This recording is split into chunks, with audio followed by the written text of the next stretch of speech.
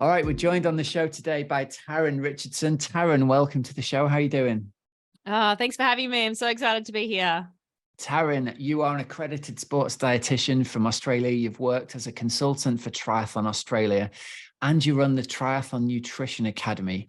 And I've heard you describe yourself as a retired age group triathlete as well. That's quite a lot to get our teeth into, isn't it? Yeah, that's a good summary of the last 15 years of my life. I describe myself as retired because I just don't have time to train for 3 sports at the moment. I'd love to, but one day I'll get back there. Young family. Yeah, tiny little people, their little time sucks and energy sucks and sleep sucks. I think there's a lot of people nodding their heads at this point. Absolutely. Well, listen, it's great to get you on because I wanted to be able to pick your brains. Nutrition is, I'm a triathlon coach and I know a little bit about it, but it is not my strength. So any chance I get to pick the brains of an expert and help our listeners and our athletes out is fantastic. So we're going to focus this episode today on really a guide to optimizing triathlon nutrition. And we're going to talk about pre-training, pre-race nutrition and post-race nutrition for recovery. So let's kick it off there then. With pre-race nutrition, what are the key points athletes should be looking at to make sure that they've got covered? Yeah, there's so many things that you can do really wrong. And there's quite a few things that once you tweak and you get them right, you can really feel the benefits of that. So I guess your pre-race nutrition really starts in what you do pre-training. And it's really important to practice all of those strategies on a day-to-day basis because you get better performance advantages and gains from the tiny little daily consistent habits that you do. It's not the 1%ers that you do once on race day. It's everything that you do on a day-to-day basis. So pre-training nutrition is really important. It sets you up for success for whatever you've got coming ahead. And I really think that what you do around your training sessions is kind of where you get the best bang for your buck. That's where you start. Most triathletes suck at that. They're very focused on the shiny objects and, the latest pill and potion and supplement, but have no idea how to fuel training and how to recover properly. So I think you get the biggest bang for your buck around what you do there first. And that's typically what I get an athlete to work on first as well is like, what are you doing pre-training? What are you doing for recovery? They're actually the first 2 modules that we cover in the academy program because I know that triathletes suck at it. Like working with them for many, many years, it's one of the biggest failings is that they don't have that right. So pre-training is really individual. I guess it depends on a few things, like what's the duration of that session? What's the intensity of the session? What are the goals for you? Like, are you trying to do something specifically? Like, what is your coach planned? Is it a really high performance interval session or is it just an easy recovery session? Your pre-training would be completely different for those 2 types of training sessions because the goals of that session are so different. Yeah, that makes a lot of sense. You also need to think about like your goals too. Are you trying to drive a bit of fat loss? Are you trying to maximize how much weight you have because you really struggle to hold it on when you're training? There's probably 2 in 100 people that feel like that. The majority doesn't sound like me. No, but they are out there, those people that, you get really envious of because they can just eat whatever they want and they really just struggle to maintain their weight, particularly when you train for 3 sports. So it's a few things to kind of think about for what you want to do for your pre-training. You need to not just have a blanket approach. I think that's really important. A lot of triathletes will just fast all sessions or just fuel all sessions, but then only half-ass fuel and don't actually do enough. Yeah, right. So let's take the example of a lot of our athletes and listeners are either 70.3 or Ironman distance triathletes. And so the majority of their sessions are going to be, an hour to 2 hours long. They're going to be steady state sessions. What would be some advice to these people on how to fuel? Let's say they're getting up early in the morning to do sessions. How are we going to fuel these sessions? How long before their training should they be fueling and what kind of food should they be eating? Yeah, so it's personal preference and what your tolerance is for sure. I've seen triathletes smash a whole bowl of porridge, 2 slices of toast, a coffee, and go and run hard 5 minutes later. And there's other people that struggle having anything in like the 3-hour window before training. But your gut is very, very trainable. So whatever you struggle with now, just slow little incremental changes can help it adapt to the stimulus that you're providing, and you will tolerate stuff in time if you're that second camp where you just can't eat pre-training. So timing if we're talking about in the morning, you're breaking your overnight fast, right? You've slept for hopefully somewhere between 7 to 9 hours, not 5, and you're not burning the candle at both ends while you're doing Ironman training. And you're breaking that overnight fast. And overnight, we burn through, I think it's around 80% of our liver glycogen. So glycogen is our storage form of carbohydrate. We store it in our muscles. That's our fuel source, right where we need it. And we also store it in our liver. And our liver is really important to maintain our blood sugar levels. It stops us going hypoglycemic overnight when we're asleep. And so when we wake up in the morning after fasting, unless you're like a midnight cookie eater, then you have to you put some carbohydrate back in the system so that you don't bonk in the first part of that session. Because in the first sort of 20 minutes of a training session, your blood sugar levels drop. And they usually self-correct with people, particularly if you are doing some carbohydrate beforehand that's fueling. But if you're fasting and you have got issues with your insulin and your blood sugar management, then that's not going to end particularly well through that session. It's not going to feel very good either. So the focus pre-training is definitely carbohydrate-rich foods, unless you're a fat-adapted athlete, but we're not going to go down that rabbit hole, are we? Let's not go down there. No, that's not something I'm looking to do, no. And I think it's important to sort of raise the awareness around that as well, because one of the things I loved on your website was you address some of the key things that happen in real life, which is people get nutrition advice from a random stranger in a Facebook group, or from their uncle, or from the mate, or from someone who played soccer when they were younger, or they've heard that they should be doing fasted training and that's the best way to train your body to burn fat, in inverted commas. There are so many myths out there that people get into the weeds of what could be the 0.1%, when actually, if we focus on the 99, it's going to help people. I just want people leaving this conversation with oh, okay, right, here's some really good common sense advice for what I should be doing before a session. And then we can try and adapt that for individual people. Yeah, I couldn't have said it better myself, right? I hate that people get nutrition advice from everyone else except a dietitian, or let alone a sports dietitian. It drives me up the wall. You're making my blood boil. So yeah, carbohydrate foods are definitely the focus. We don't want a lot of protein pre-training unless you're doing a strength-based session. Then it can be good to have some amino acids kicking around in our bloodstream to help with that muscle hypertrophy is the word, building some muscle tissue, but not necessarily making you bulk or swole, because you're not going to do that as an endurance athlete, but you need those building blocks there because you're literally tearing your muscle fibers. So we want to maximize our whole recovery if we're going to do that. And then we don't want a lot of fat pre-training as well, because it takes a long time to digest. It can feel kind of heavy in your tummy, will make you feel sluggish, but it doesn't mean that you're eating like sugar or honey pre-training as well. So some really good practical examples of some ideas to throw in pre-training would be some toast with some carb containing spread. So it could be honey, could be jam, could be good old Vegemite if you're in Australia. Although you guys you do sell it over there. I bought some myself when I lived there. Or banana on the top of that as well. Or my other favorite thing pre-training is fruit toast or raisin toast, because it's really carbohydrate dense. It's got usually about 3 times the amount of carbs in it per slice compared to just an ordinary slice of toast. So really good bang for your buck if you are somebody that struggles with volume pre-training. Throw a bit of honey on the top of that and maybe work your way up to even like sliced banana or something like that. And that is like a winner pre-training. And then you can translate that into pre-race as well. You'll need a bit more pre-race and you've got that time to digest it, but that's a really quick, easy, quiet, time-efficient way to fuel before a session. And are there any guidelines in terms of, I know it's going to be very individual and we're going to hear the phrase, it depends quite a lot here. Are the guidelines, you know me well.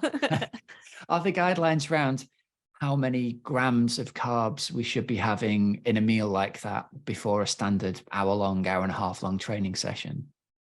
Yeah, it depends. I need to get it like printed on a t-shirt because it is very individual. Those things that we talked about right in the beginning, like the duration, the intensity, your individual goals and the goals of the session, all of those things will dictate what you do there. But if you are going to fuel, so you either fast or you fuel, you can't kind of muck around in this gray area of dabbling with both. You either have to pick a lane. If you're going to fuel, you need to give it enough so that you can manage that hypoglycemic response you get 20 minutes into a session, and just to top up that liver glycogen a little bit as well. So half a banana is not going to cut it. There's about 10 grams of carbs in half a banana, and that's nowhere near what you need. So in terms of carbs, there is a number, but I'm really hesitant to give it to you because I know that people will just be like, right, Taryn said this, that's what I'm going to do. And it is really individual. So, if you had something like a piece of toast with some honey and then some banana on the top, that's about a ballpark, a minimum amount of carbs that you'd need pre-training. And then the world's your oyster. Like, more than that is totally fine. And particularly pre-race, you need way more than that as well. But that's a very individualized target. That's based on body weight. Mm. And what would the targets around body weight be? Is there a guideline of, I don't know, a gram of carbohydrate per kilo body weight, something like that, to give people an idea of where they should be shooting? Yeah, it depends. Sorry. It depends on the race. So you'd fuel differently before a sprint race compared to something like an Ironman, and your timing as well is important. But somewhere between sort of 1 to 2 grams per kilo is a rough point to start. Now, that is a huge range. Like for me, like that's 60 to 120 grams of carbohydrate. So it really needs a bit of individualization to understand like where your point is. And with everything with nutrition, you have to practice. So you use your pre-training and training to muck around with what feels good, what doesn't feel good, what you get kind of regurg with when you start swimming or running. And then you build up your tolerance, train your gut to absorb that nutrition, and then exercise. So back in the day, before people knew what gut training was, they used to eat hot dogs and go and run hard as a way to force the gut to absorb food while the body's like meant to be running away from a lion. It's not resting and digesting. So gut training, there's no clear guidelines around how to do it yet, but I would suggest that it's pretty individualized anyway. But anything that you do in training should be practice run for race day. Yeah. I like that. That gives a good ballpark along the idea of, well, if we start at a gram per kilo and we know that the gut is trainable and you can gradually absorb more, although it sounds like, I know you're trying to give really generalized advice and make sure everyone understands everyone's different. I think it's a good guideline to say to people, look, half a banana isn't going to be enough carbs to get you through a morning swim session. And I know there are lots of our athletes, they really struggle to have anything and will go and do their morning swim without having anything at all. But it's this idea of, well, look, if ideally, you're aiming between a gram and 2 grams per kilo, we've got to start edging up before these sessions and maybe waking up 5 minutes earlier to start to help your body absorb it as you're driving to the pool. I think that's really important. And it's giving people the idea of getting the carbohydrates in there is going to help the session be more effective and effectively be more useful to them, isn't it? Yeah, I think that's a really good mindset shift that triathletes need to make, because we often underfuel thinking that we'll burn more fat, and we don't. If you underfuel training, then you're more likely to have a shit session, not train that hard. And so you're not getting those metabolic adaptations that we're training for. Kind of slogging a dead horse is the probably very Australian saying. Hopefully you know what that means. But if we fuel, we can train harder, we can train better. And if we're training harder for longer, we're burning more calories overall. And so it makes physiological sense to fuel, but it's a mindset block that we have, that we think that we're going to lose weight, burn fat if we don't fuel. Yeah. And again, it comes back to what you said. The sessions are practice for race day. The sessions are fueling every session to get through the sessions, but ultimately we're training ourselves for what we're going to do on race day. And on race day, we know that we're going to have to eat a fairly large carb-rich breakfast in order to replace that glycogen from the liver that's gone. So we need to start practicing doing that on a day-by-day basis so it becomes habit. So the idea of fasted training, while it can be, I think the danger is someone who is charismatic can make fasted training sound very sensible very quickly. but that's not what we're aiming for. There's no badge of honor to it, because it's ultimately not going to help us for what we need to do for race day, especially for middle and long distance triathlon. Yeah, I think we need to be strategic about how we think about that as a strategy and how we use it, rather than just using it blanketly all the time, which is what a lot of triathletes do, is that they just fast. And then they teach their body to work fasted. And so any form of food feels horrible, feels awful. So they're like, it doesn't work for me. But I think we need to use it strategically in potentially the off season, or when we're not trying to, stoke the fire, when we're not trying to fuel for performance. It can be a strategy or a tool in our tool belt that we can utilize, but not all the time.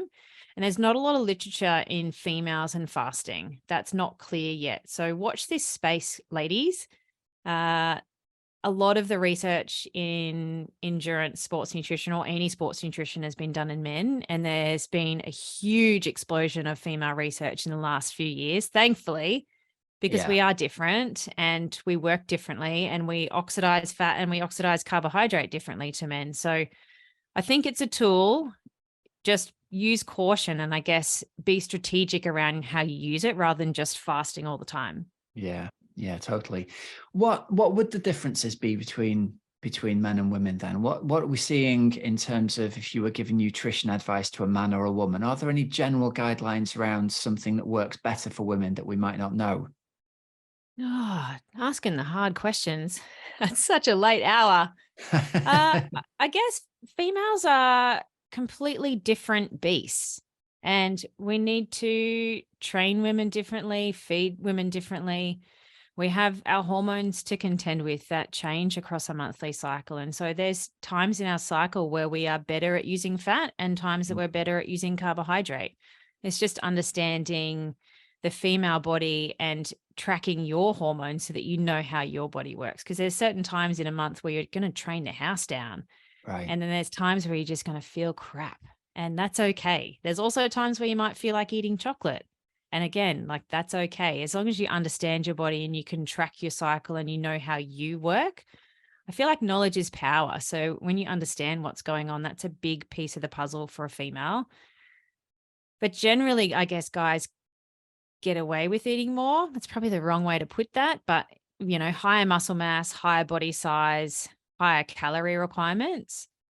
And I think you've hit the nail on the head by it's giving women permission that you're going to feel different on different days of your cycle. And I think hearing a professional like you say that gives a female listener the permission almost to think, well, I don't know, let's say I'm sitting here and I'm trying to be good and I'm approaching a race, but I really, really crave sweet things or chocolate or whatever for these 2 or 3 days in my cycle. It's giving people permission to say, learn what works for you, give yourself the permission to do that, and know that you're not alone struggling along as the only person who's experiencing this.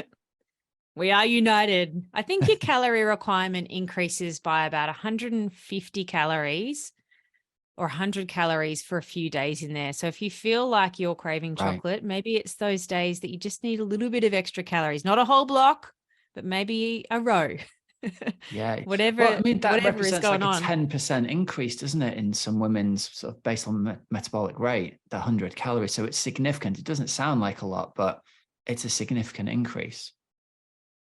We need to be careful about using BMR as a triathlete, though, because we are very active.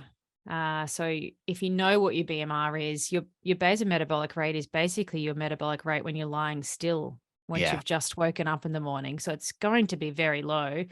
And then you've got all of the components of your overall energy expenditure in a day, exercise making up a fair bit of that as a triathlete, but you've also got your non-exercise associated stuff as well, which is all the jiggling and the moving and incidental activity that you do. So it's probably not a huge chunk when we're talking about the overall equation for a triathlete.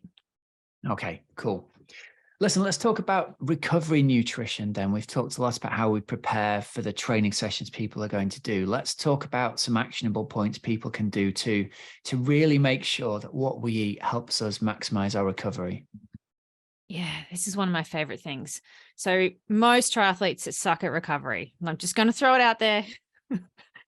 Probably 95% 95 to 98% of athletes that I've worked with don't have it right. So the few key components that you need to make sure you do, the building blocks and what I call the 4 R's of recovery, like the framework for what you need, is really important, as well as the timing. So the 4 R's of recovery are the components that you need to have within a certain time frame, on your plate, out of a container in the car, in a smoothie jug, whatever it is that you're doing. But you need to make sure you've got some carbohydrate to refuel, some protein to repair. You need some color of some degree and some anti-inflammatory and antioxidant property foods in there to revitalize, and then rehydrate, which most of us are generally pretty good at. We get pretty hot and sweaty here in Australia, and there's some pretty high sweat rates. In the UK, doesn't get that hot. No offense. It's always bloody freezing. But you still need to understand your sweat needs and your, sweat losses to rehydrate effectively, because dehydration, we know, negatively affects performance. There's no point turning up to your next session already in a hole, because that session's not going to be particularly good.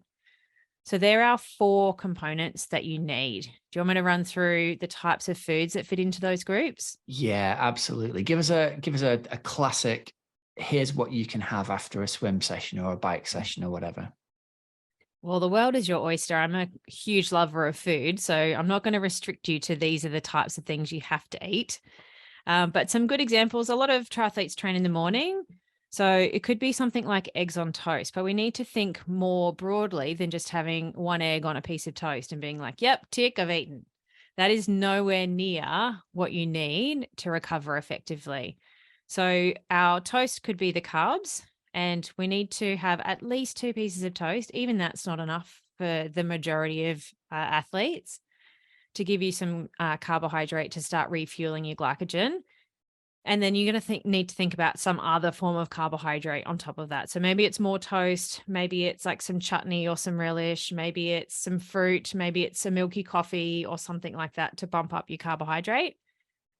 Eggs are your protein, but again, we need to move away from having just 1 or 2 eggs.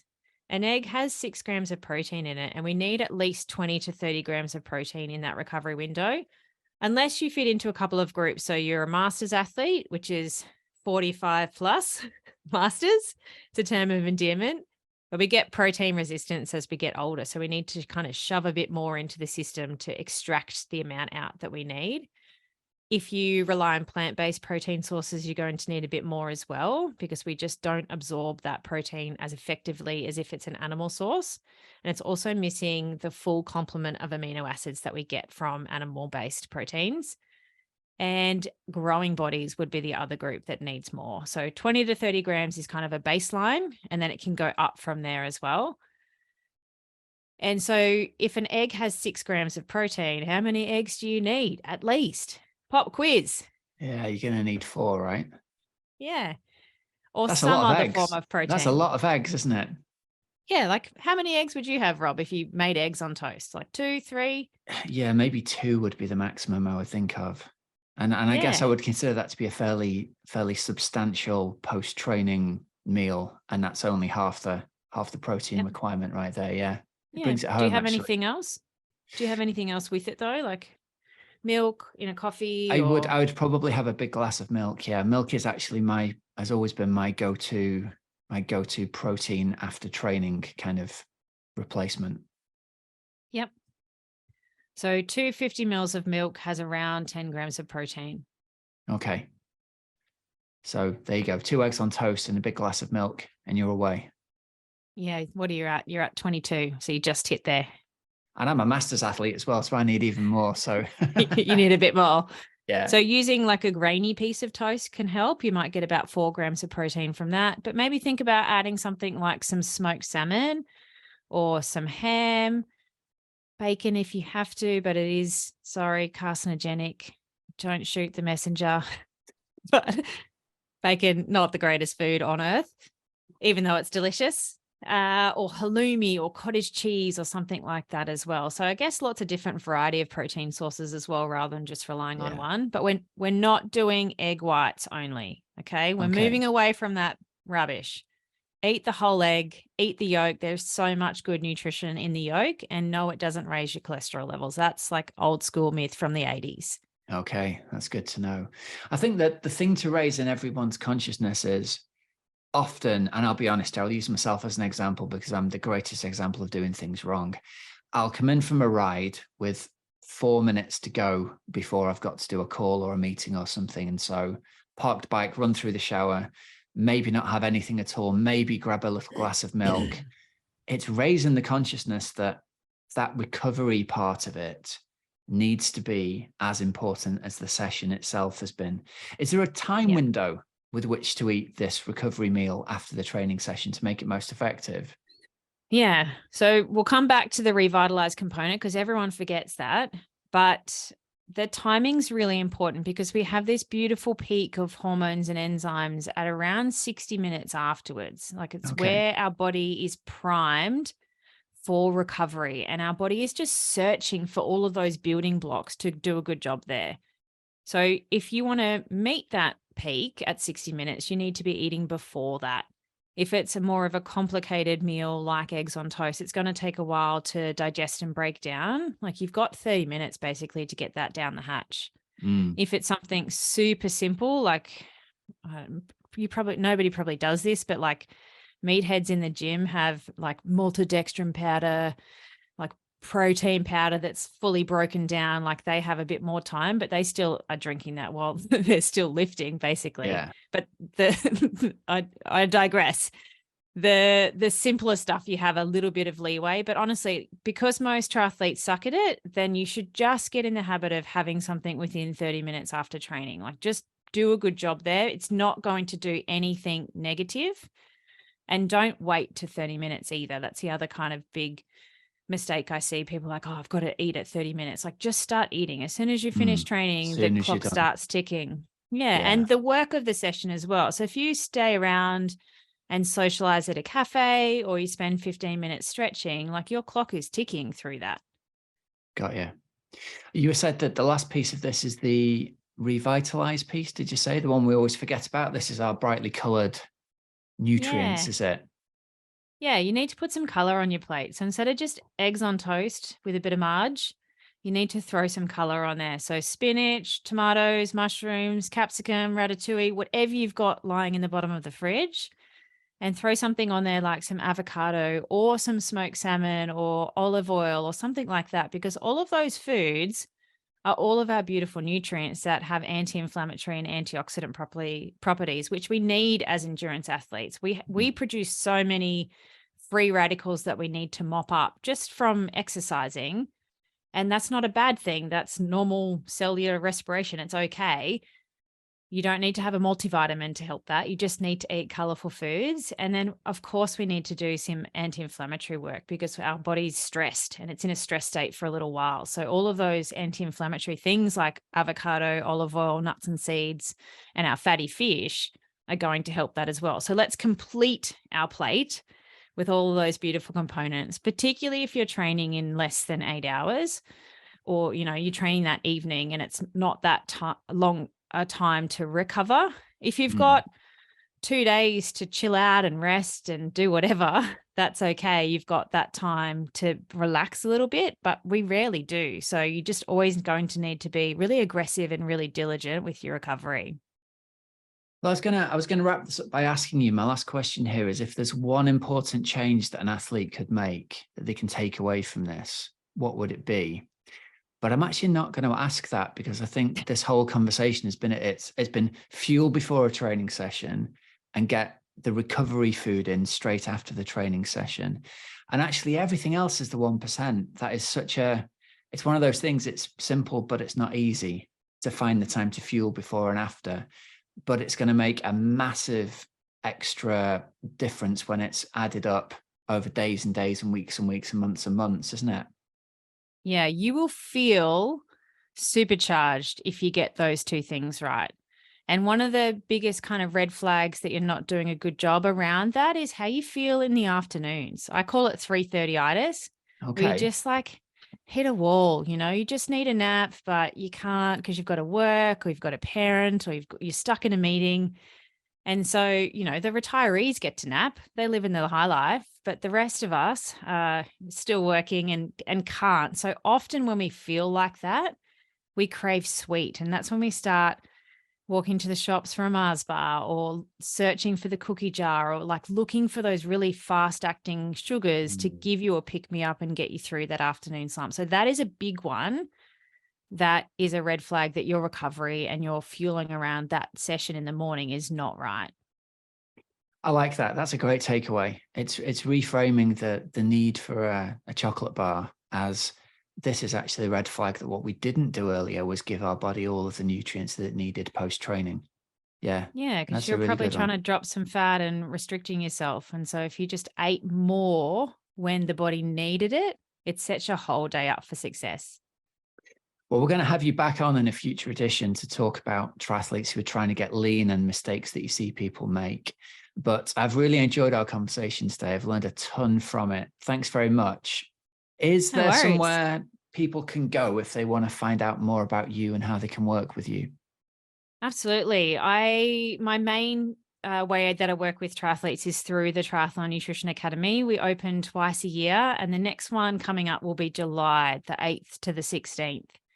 And that is basically your one-stop shop for triathlon nutrition. It is the best triathlon nutrition program in the world. And I know that I'm heavily biased, but I've checked and nothing like this even exists yet.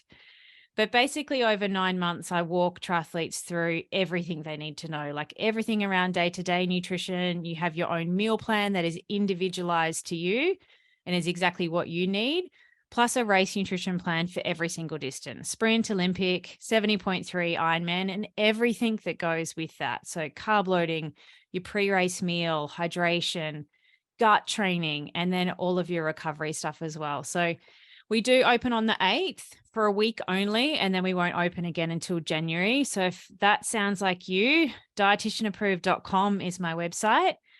And the URL for that page is /academy. But if you're on my main website, you will find it for sure. And if you're kind of sitting there thinking, I wonder if there's other things that I suck at, I do have a triathlon nutrition checklist that you could go through. It's 50 steps to triathlon nutrition mastery that you can get at dietitianapproved.com /checklist, and just go through some of the things to see if you're doing a good job or if you've got lots of areas to work on. Because I'm sure you got from today, I'm very much about building your pyramid from the base up. And it's not the little sprinkles on the icing on the cake that are going to make you a better triathlete. It's the foundations that you need to get right on a day-to-day basis. So go and check that out. Brilliant. And I'll stick those links in the show notes of this as well and underneath on YouTube. So listen, Taryn, thanks very much for joining us. And we'll look forward to having you back on a future edition. Thanks for having me.